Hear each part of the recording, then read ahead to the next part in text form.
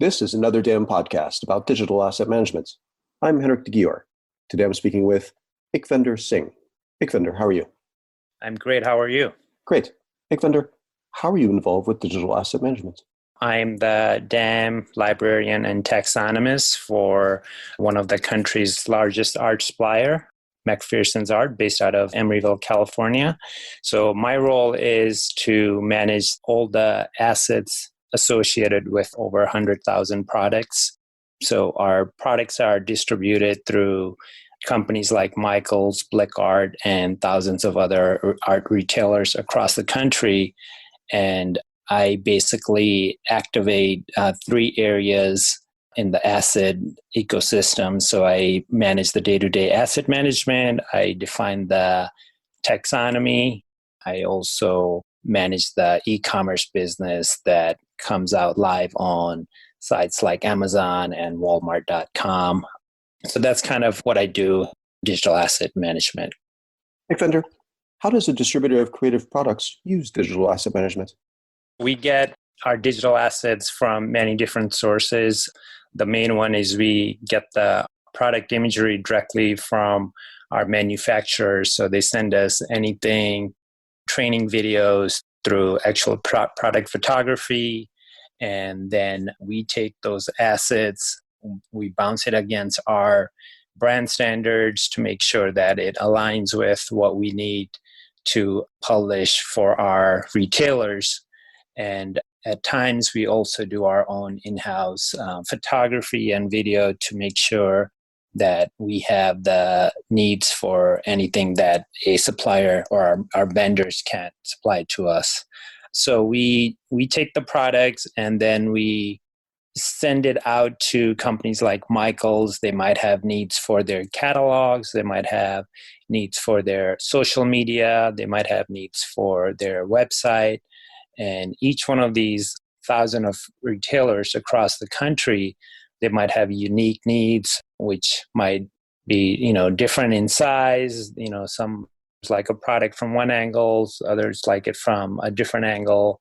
Some prefer videos, some prefer JPEGs and PDFs and TIFFs and all kinds of different attributes. In our DEM, we have total of, I would say, close to 200 different attributes tied to each product. So anytime a retailer comes back to us and say, hey, we need the following information for this particular product, we can easily automate that process and send them exactly what they need.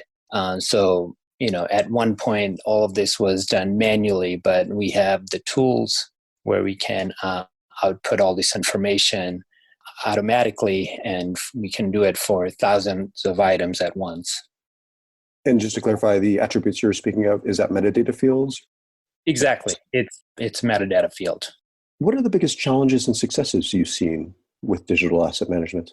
Right now, we are in the process of cleaning our DAM library. So we have assets that are outdated. We have products that were shot, 20 years ago. And so it's somewhat of a manual process to get some of the newer imagery for these products and deactivate some of the old product imagery.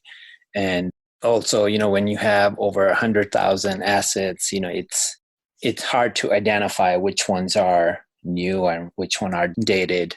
We do have a process in place where anything that's older than 5 years, we are reaching out to our distributor to validate, to make sure that there's no newer packaging out there. So getting the product out to the market in a speedy manner is always a challenge. We have to make sure we're not only we're first in the market, but also we have the latest and greatest product imagery. And just, simplifying some of our own internal processes. And, we still have so much metadata sitting in spreadsheets and antiquated old tools and drives. So we're just trying to flesh out our own system to have the latest and greatest in our central hub. And what advice would you like to share with DAM professionals and people aspiring to become DAM professionals? I would say anybody who's coming into or even thinking about becoming a DAM specialist, I would say is learn the life cycle of a product. In a lot of organizations nowadays, you're going to end up wearing many different hats. You're not going to be just strictly a digital asset manager. You're going to be providing creative feedback. You're going to be managing, assets for both web and print. So I would recommend learn all the ins and outs of those, how your product's going to be outputted, so you have a better understanding of what you're working with, and it will also make you a better communicator when you're dealing with vendors and internal creative and marketing teams, because it's your role as a DAM manager, it's not a standalone role, at least not in my world. You're going to be dealing it with merchandising teams and marketing teams and logistics, outside third-party agencies.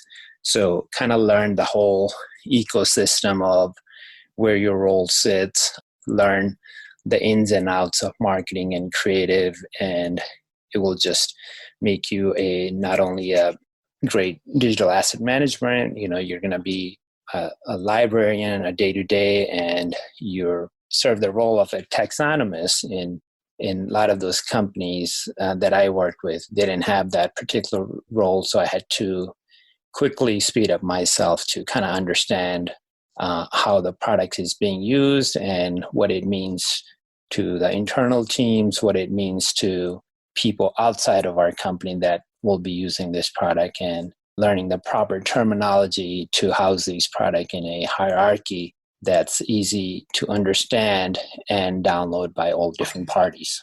There are great tools out there, but the one thing to kind of keep in mind is that, all products have a life cycle, and at some point a new product comes in and we discontinue something else. So a lot of, DAM managers, they make the mistake of fulfilling their hub with all the products, but there's not a cleaning up. There's got to be a process in place for a continuous cleanup of all the different assets we have in our libraries. Just in the last year, we wiped out over 30,000 assets. Either they were dated or longer carried by our company. So you got to keep those kind of things in mind. Otherwise, if the wrong product gets out in the market, that means you have to send retraction letters and could cause some other indirect issues. So just kind of keep that in mind. Good point. There's a lot of lifecycle management challenges because things keep evolving, and it's not a one and done, to your point, in the world of DAM. Exactly. Well, thanks for your advice. Appreciate it. Thank you, Andrew. For more on this, visit anotherdamblog.com. If you have any comments or questions, please feel free to email me at anotherdamblog@gmail.com.